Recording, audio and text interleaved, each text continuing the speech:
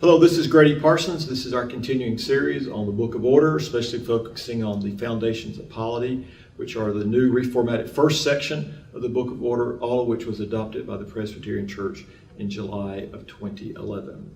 Today we're going to continue to look at section F2.01, the purpose of confessional statements, and looking at the second paragraph there. The creeds and confessions of this church arose in response to particular circumstances within the history of God's people. They claim the truth of the gospel at those points where their authors perceive that truth to be at risk. They are a result of prayer, thought, and experience within a living tradition. They appeal to the universal truth of the gospel while expressing that truth within the social and cultural assumptions of their time.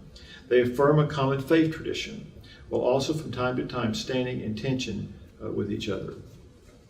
Again, we have a book of confessions, not a single confession. We have a book of conversations of confessions over centuries.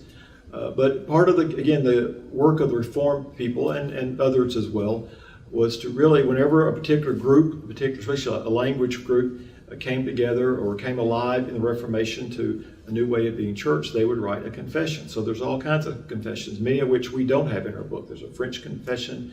There are other confessions that happened that were not part of our Book of Order that have been around just as long as some of the other parts. And each of these confessions wasn't just talking about a timeless truth, but they were also talking about a timely truth. What is the truth that God is speaking to us in our place and time where we are? So in some of our confessions, we've had language dealing with magistrates, especially in the Westminster Confession with English magistrates. We have the Confession of Barmen, which was dealing with the oppression of the Nazi German government. We have the Confession of 67, which really has a whole lot to say about race. All these confessions have different aspects of it, and that's one reason that makes them such a great gift. It's in some way it's a little entrance in time.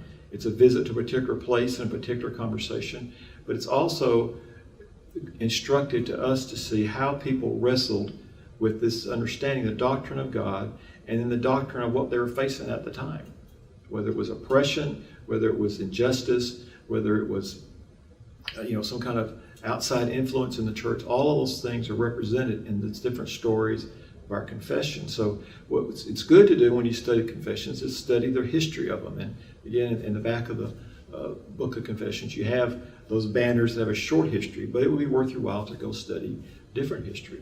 It's also worth your while to, as a session or as individuals in your church, as part of your study, to wrestle, how would you say what we believe today?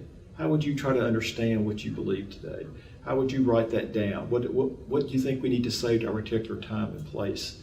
There's been no new confession written in our age of terrorism and our fearfulness that we all live in. There's been no real confession written, and really in this electronic world and what all that means with communications in a flat global world where we're all linked together. There's been no confession to really speak of this globalization that we're really going to. That's not part of our confessions.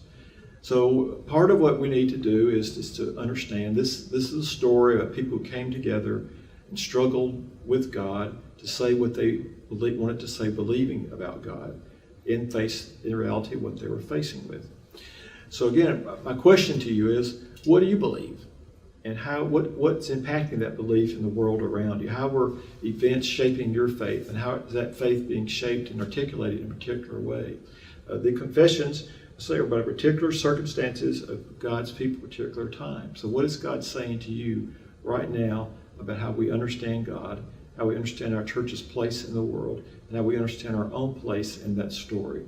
So I challenge you to do that. Just to reflect on that, to think about what God means to you today, how you would articulate that today, and how you would articulate your understanding of that in your daily life. And we'll talk again. Thanks.